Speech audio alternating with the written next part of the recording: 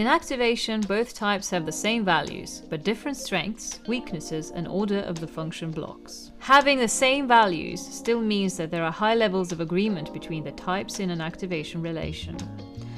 Activation is a symmetrical relation. The lead of one type in activation is the mobilizing of the other.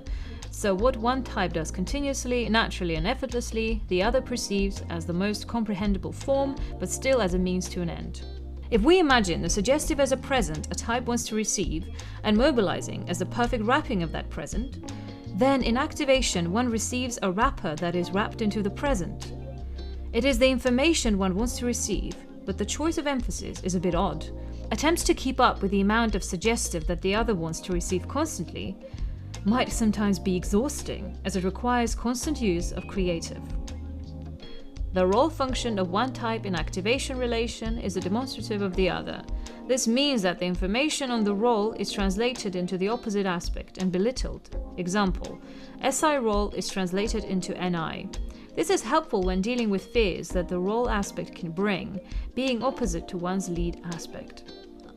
The vulnerable of one type is the ignoring of the other in activation relation, and consequently the blind spots of each other are left unprotected when dealing with external environments.